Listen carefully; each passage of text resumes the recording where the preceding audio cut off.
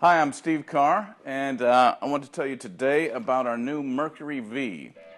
It's not entirely new in a way. It's kind of the newest version of our regular Mercury, which came out in 2003. Going to give you a rundown of the features, maybe some of the internals, and get some of the other fellows here to play some guitar for you too. So you have a good idea of what this amp can do. We're going to take this to NAMM tomorrow, so lots to do. The new Mercury.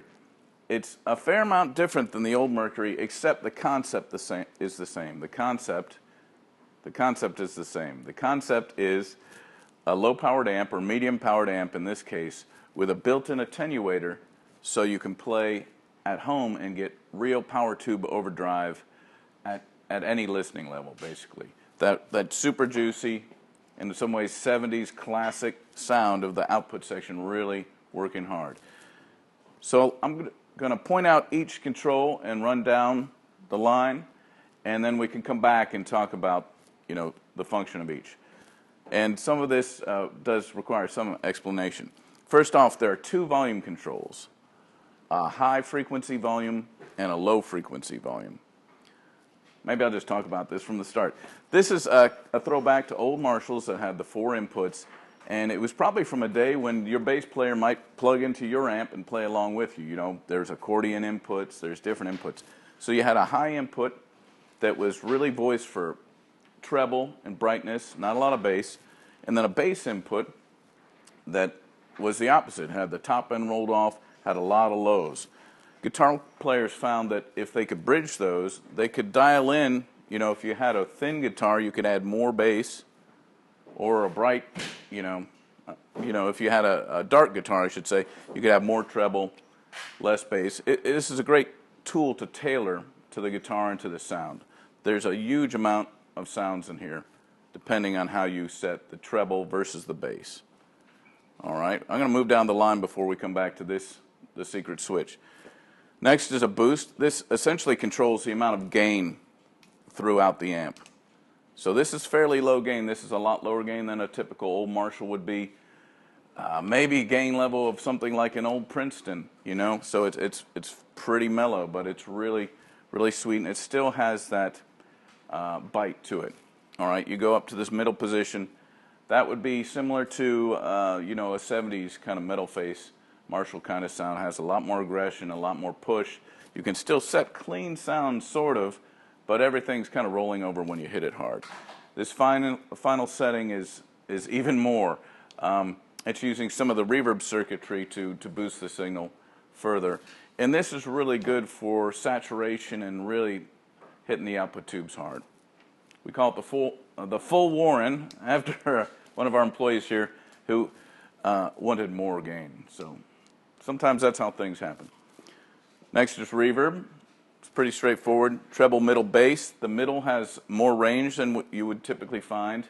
3/4 is about where a Marshall at full would be, so you can go a bit beyond, more barking, more piercing. The bass control has a lot of range to it, a lot more than a classic British amp, which is kind of nice. Finally, we've got the attenuator. When the toggle is up, you're at 16 watts, full power. Down, you can go from approximately 4 to 0.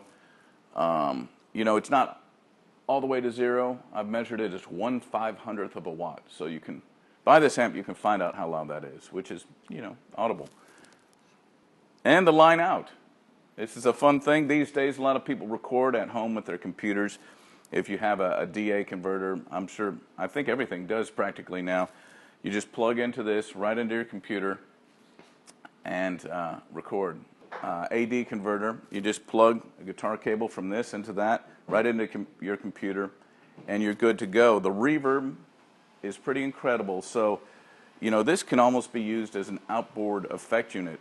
You could play guitar through it and get a million sounds, but you could run, potentially vocals through it or any other instrument to pick up the tone section, the overdrive potential, and if you set it really clean, just the wonderful reverb. So this is a great recording tool.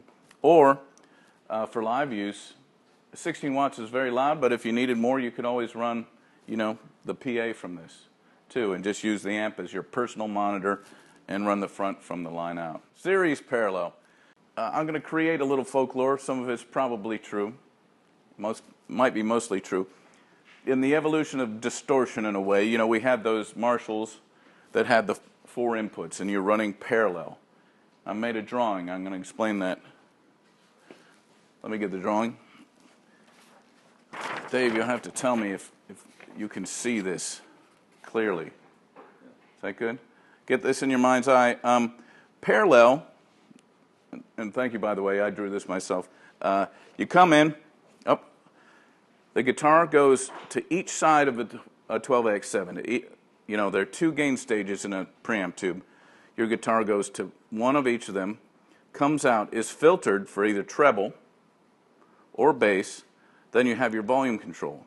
And they blend together and then go on to the rest of the amp.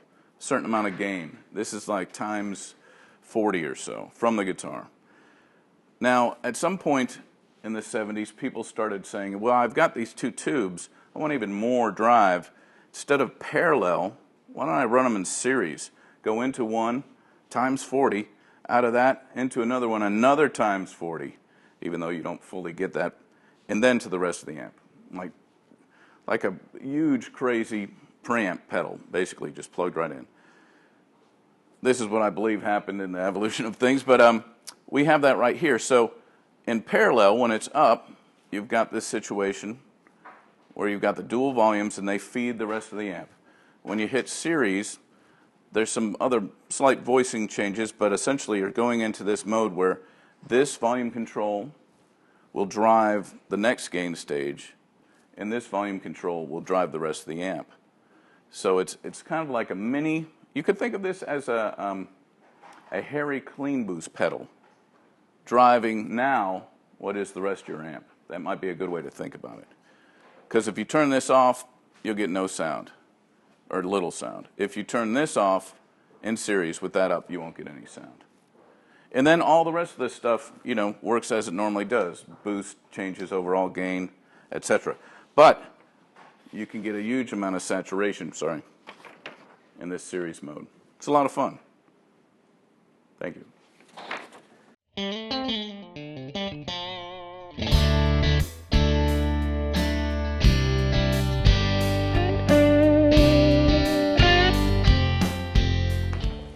All right. Wow. Maybe we could get some of the talent to play, and that way I don't have to